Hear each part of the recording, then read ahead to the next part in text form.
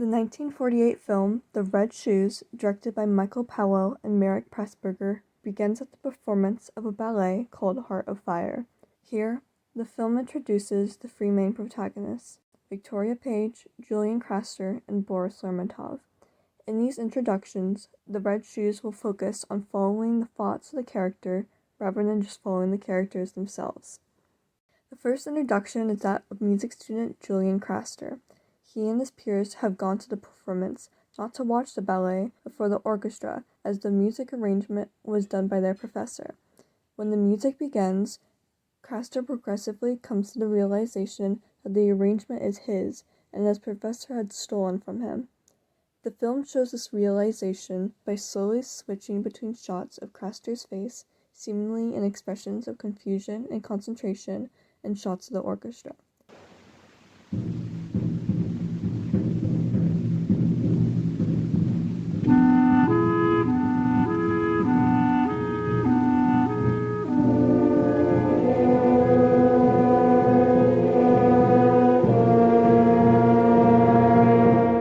The music is arranged in a way that, at the start, about one instrument is added at a time. As each instrument starts playing, the film switches between different shots of each new instrument. The shots, along with the specific arrangement of the music, symbolize Craster putting the pieces together. Then, when Craster finally comes to the realization that the arrangement is his, we are met with a shot of the conductor, symbolizing it all coming together. Once the next part of the arrangement plays, and Craster makes the realization that his professor had stolen from him a second time, he promptly leaves the performance. Throughout this scene, Lermontov, the ballet director, has been watching the performance. He sits with Craster's professor when a letter arrives.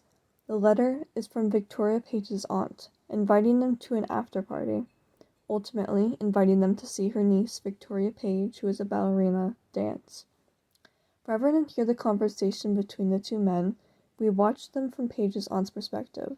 The shot moves between the two men talking, as Page's aunt moves her opera glasses back and forth, watching them.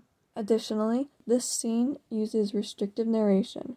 The audience can only see Lermontov, albeit just his hand, for a short moment. Only the professor is visible from where she sits. All other reactions come exclusively from the professor and Page's aunt. The only time the audience hears the conversation between the professor and Lermontov is when the professor tells him, "She's a great patron of the arts," which is shown to be what finally gets Lermontov to agree to the invitation. Following this interaction, Page's aunt tries to grab Page's attention during the performance to tell her Lermontov will be coming. It takes a second to have Page's attention pulled away from what she's watching, but once her aunt catches her attention and tells her the news, Page smiles before immediately turning back and continuing to watch.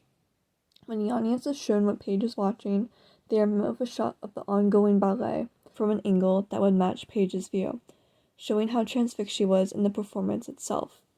The shot looks down at the ballet from the side, clearly from the balcony Page and her aunt are seated at. For the remainder of the scene, the ballet is shown only from this angle. Later, both Page and Craster confront Lermontov. For Page, she confronts Lermontov at her aunt's after-party, for Lermontov believes that Page's dance was an audition. But rather, Victoria just had a great love for the art. When Lermontov asks her, "Why do you want to dance?" she asks him, Why do you want to live? I don't know exactly why, but I must. That's my answer, too. Victoria is transfixed by the art. She is filled with such great passion for it, she becomes blind to the world around her and wholly focused on pursuing ballet.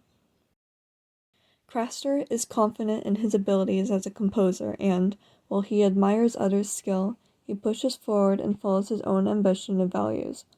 When he is confronted with the fact that his professor had copied his arrangement and put them into the ballet score without giving him any credit, Craster is furious. He writes a letter to Lermontov about his outrage. While he may have a great love for the craft, he has little respect for those who disrespect him and others. After sending it, he regrets it, and tries to get it back before Lermontov can read it. But Lermontov had already read it. But to Craster's surprise, Lermontov is not upset. Rather, he says to him, The Heart of Fire is your work, isn't it? You see, Mr. Krauser, these things mostly happen unintentionally. I know, that's why. That's why it is worth remembering that it is much more disheartening to have to steal than to be stolen from.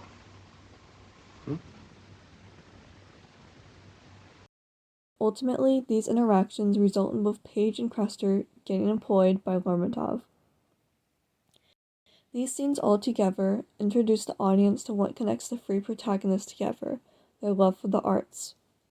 First is Julian Craster's love and talent for music. Second is Lermontov's appreciation of the arts, as well as his control over the ballet scene, looking for those just as dedicated as him. Lastly is Victoria Paige, and how bewitched she was by the dance of the ballet and the fact that she equates dancing to living.